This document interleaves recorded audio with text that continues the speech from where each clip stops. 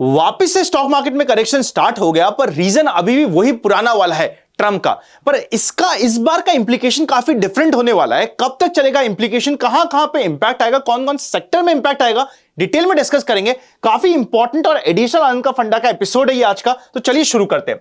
देखिए, सबसे पहले आपको पता होगा कि ट्रंप ने कहा है कि वो एडिशनल 10% का टैरिफ इमीडिएटली 1 फरवरी 2026 से एंड 2026 जून से 25% का एडिशनल टैरिफ लगा देगा 8 यूरोपियन कंट्रीज पे, अगर उन्होंने ग्रीनलैंड को यूएस को सेल करने में कुछ भी गड़बड़ करी तो। जैसी ये न्यूज आई, देखिए अब ट्रंप के लिए ये टैरिफ वाला मैटर तो एक गेम हो चुका है। जैसे उनको लगता है कि भैया वो सोशल मीडिया पे ट्रेंडिंग नहीं हो रहे, एक टैरिफ का पुचकी डालते हैं और अपने आप ट्रेंडिंग होने लग जाते हैं और कुछ ना कुछ काम कर लेते हैं। मतलब ये इतनी इलॉजिकल बात करने लग गए जिसका हमारे पास कोई सॉल्यूशन नहीं है, पर इसका इंप्लीकेशन समझिए। और इसके इंप्लीकेशन में काफी लोगों का कमेंट आया कि यार इंडियन कंपनीज को क्या फर्क पड़ता है। फर्क पड़ता है। एक एग्जांपल दे रहा हूं, this is only for education purpose. India में एक कंपनी है टाटा मोटर्स। टाटा मोटर्स का जो लग्जरी आर्म है, फॉर एग्जांपल जैगुआर और लैंड रोवर, उसका रफली 22% of the total profit, total sales आता है यूएस से। और जो यूएस में जैगुआर बनती है फॉर एग्जांपल, उसका मेजर पार्ट्स इंपोर्ट होते हैं आज के दिन यूरोपियन कंट्री से। यही 8 कंट्री से जहां से कंप्लीट आने की बात हो रही है और एडिशनल टैरिफ बढ़ाने की बात हो रही है। तो अननेसेसरी जो टाटा मोटर्स की सेल्स होती है यूएस में, उस पर इंपैक्ट आएगा। जो टोटल सेल्स का 22% बनाता है, तो ऑब्वियसली इस कंपनी के शेयर पे भी इंपैक्ट पड़ेगा। और दिखा भी हमें आज के दिन मार्केट में, this is only for educational purpose and not an advice. But इसको आप समझिएगा कि इंडियन कंपनीज भी डायरेक्टली इनडायरेक्टली इंपैक्ट होगी अगर टैरिफ बढ़ेंगे। वर्ल्ड का सारा कंफ्यूजन बढ़ेगा। और जैसे ये ट्रंप साहब ऐसी बात करते हैं कि भैया हम टैरिफ बढ़ाएंगे, कंट्रीज क्या करती है? कंट्रीज और बड़े बड़े लोग ये करते हैं कि भैया उनका डॉलर पे विश्वास कम होता है, वो डॉलर से पैसा निकालते हैं और स्टेबल मेटल्स, चाहे सिल्वर हो चाहे गोल्ड हो, वहां पे इन्वेस्टमेंट करते हैं। इसलिए आपको दिखा होगा जैसे ये news I, stable investments, for example silver 3 lakh cross कर गया, गोल्ड एकदम बढ़ते ही जा रहा है। तो इनके बढ़ने का ये कारण हो गया है। और ये था आज के दिन के मार्केट का मेन कल्प्रेट। बट अगर मुझसे पर्सनली पूछा जाए, इस ट्रंप के टैरिफ का इंपैक्ट ऑन इंडियन मार्केट 2.5 दिन मैक्सिमम चल सकता है। ये मेरा पर्सनल एनालिसिस है। बाकी क्या होगा मार्केट में, हम साथ ही है। सेकेंड इंपॉर्टेंट कारण जो मार्केट के लिए बड़ा अपसेटिंग हो चुका है, वो है रिलायंस के रिजल्ट्स। रिलायंस के रिजल्ट्स में रेवेन्यू अगर बात करें तो क्वार्टर ऑन क्वार्टर 10% बढ़ा, पर प्रॉफिट यहां पे काफी श्रिंक हुआ, सिर्फ 1% बढ़ा। और रिटेल के मार्जिन रिड्यूस हुए, जो काफी बड़ा अपसेट था। रिलायंस आप सभी को पता है हमारे इंडेक्स का एक मेजर एलोकेशन होता है और रिलायंस हमारे सेंटीमेंट्स को डिफाइन करता है। अगर रिलायंस के जैसा मोटा शेयर में दिक्कत आएगी तो ऑब्वियसली मार्केट में भी दिक्कत स्टार्ट होती है। इससे पहले रिलायंस ऑलरेडी एक अलग दिक्कत में चल रहा था कि भैया की एक ऐसी न्यूज फैल गई थी ब्लूमबर्ग के हवालों से कि यहां पे आने वाला है, रिलायंस ने एक बड़ी ऑर्डर साइन करी है, बड़े बैरल साइन करे जो रशिया से आने वाले हैं। और जैसे ये न्यूज आई, ऑब्वियसली ट्रंप वहां पे भड़का होगा, ट्रंप का यहां पे कुछ इंप्लीकेशन हुआ होगा और रिलायंस को एक ऑफिशियल स्टेटमेंट डालना पड़ा कि हम ट्रंप से कोई रशियन ऑयल की डील नहीं कर रहे हैं। जो सस्ता ऑयल है, जो एक्चुअली प्रॉफिट बढ़ाता है रिलायंस का, हमने कोई डील नहीं करी है और जनवरी में कोई डील करने का मूड है भी नहीं। जैसे ये स्टेटमेंट आया, ट्रंप साहब हो गए होंगे शांत, पर रिलायंस का शेयर यहां पे टूटना स्टार्ट हो गया। बिकॉज रिलायंस के शेयर की प्रॉफिटेबिलिटी पे इंपैक्ट आएगा।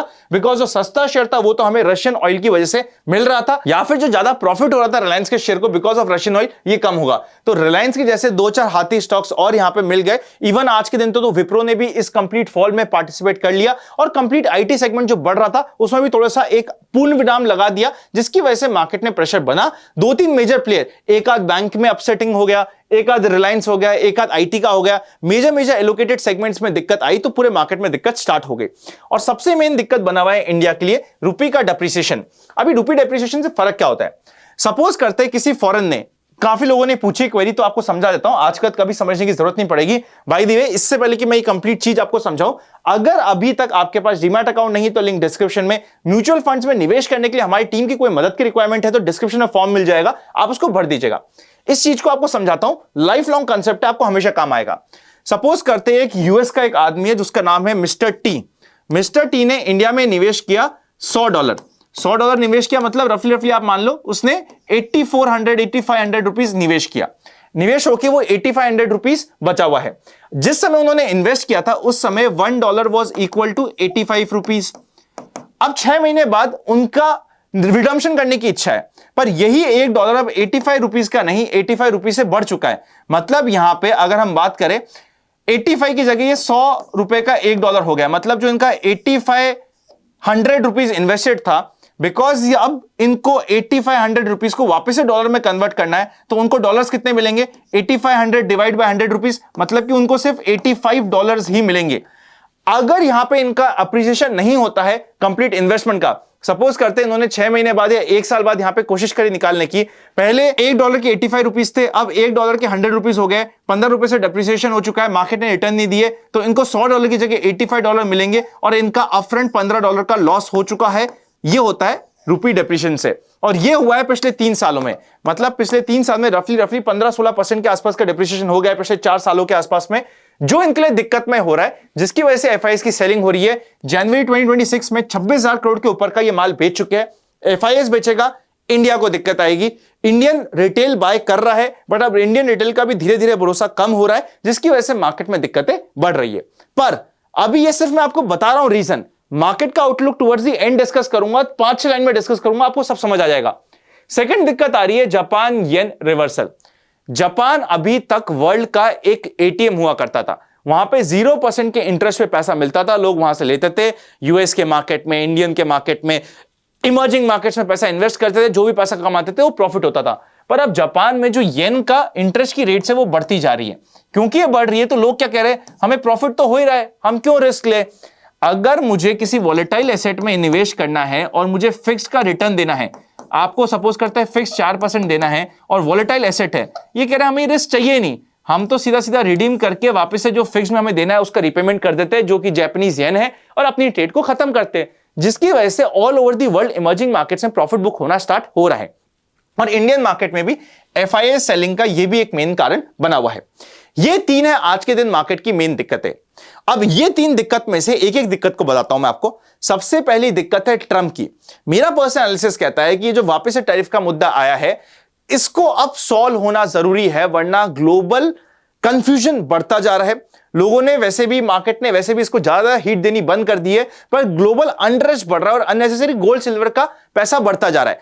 मुझे तो ऐसा लग रहा है कहीं ऐसा तो नहीं हुआ कि ट्रंप ने अपने सारे इथीरियम और बिटकॉइन जो उन्होंने निवेश कर रखा था उसको बेच के कहीं गोल्ड सिल्वर तो निवेश नहीं कर दिया कि बार बार अनसर्टेनिटी ला रहे हैं। This was just a joke, please take it as a joke, but I don't know वो करना क्या चाह रहे हैं। बट आई थिंक ये ट्रंप के यूरोप के टैरिफ वाला मैटर 2.5 दिन से ऊपर नहीं चलेगा, ये मेरा एनालिसिस कहता है।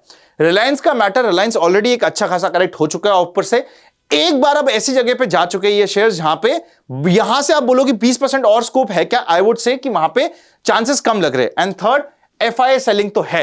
अगर मुझे किसी की दिक्कत है वो सिर्फ एफआईआई सेलिंग और जापानीज येन रिवर्सल की सबसे मेन दिक्कत है। बाकी पहले 2 मैटर आई थिंक इवेंचुअली 2-4 दिन में खत्म हो जाएंगे, उनका मैटर खत्म हो जाएगा।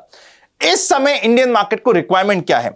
देखिए मार्केट में क्या है, आज के दिन हुआ क्या है, हमारे पास सबसे पहले नेगेटिव न्यूज भरी पड़ी है। कॉन्फिडेंस जो इन्वेस्टर्स का होता है वो एकदम लो है।